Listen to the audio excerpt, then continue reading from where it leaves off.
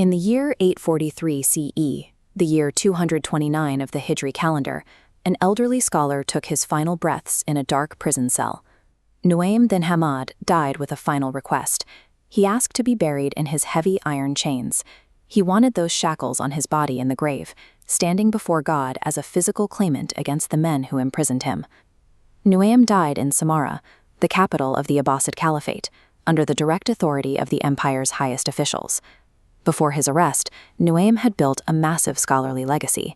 He was the first scholar in history to compile a musnad, a specialized hadith collection organized by the specific companions who narrated each tradition. When he died in that cell, his captors denied him a shroud and a funeral prayer, throwing his body into a pit. In the eyes of his followers, this brutal end cemented him as an unassailable hero of the faith.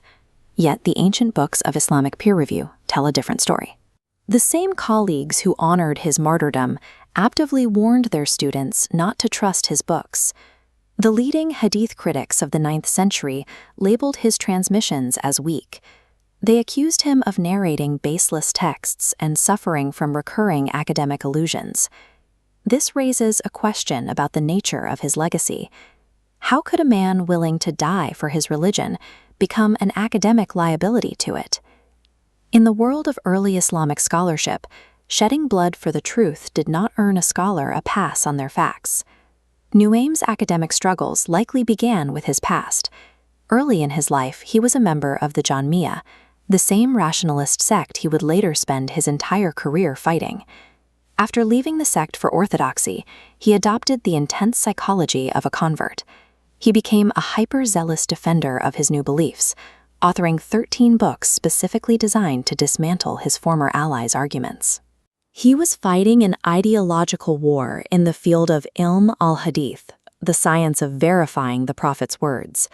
But this system was built on surgical accuracy, not emotional fervor. Driven by a desire to defend doctrine at all costs, Nu'aym began making critical errors. Scholars noted his awam, or illusions, moments where his zeal caused him to mix up names or attribute quotes to the Prophet that actually belonged to later historical figures. His crusade for the faith blinded him to his own sloppiness.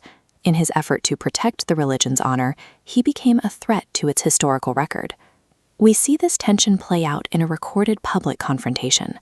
Nu'aym was in Egypt, reading a collection of hadith to a crowd of students, when he cited a specific chain of narration from a famous scholar.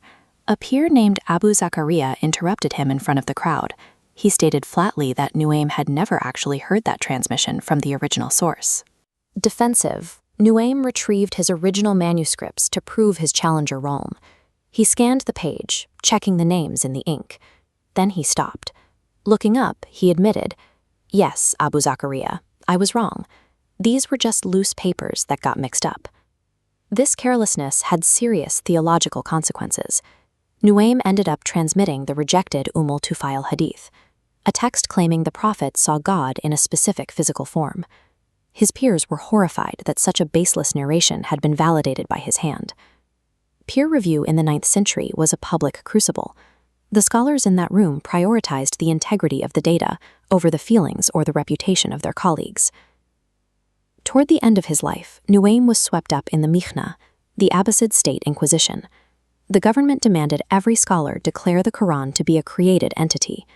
Under the threat of torture and imprisonment, Nu'aym refused to compromise. He was stripped of his status and sent to a fortress prison to spend his final years in total isolation. The same uncompromising stubbornness that ruined his academic accuracy gave him the courage to defy an empire. History judges Nu'aym ibn Hammad using a system that separates a man's heart from his handwriting. Early Islamic critics used two distinct categories: adala, which measures a person's moral character, and dabt, which measures their factual precision. The historical verdict on Nu'aym was clear. The tradition revered his piety and honored his martyrdom, while scientifically discarding his flawed narrations. These critics refused to let their reverence for a martyr change the historical data.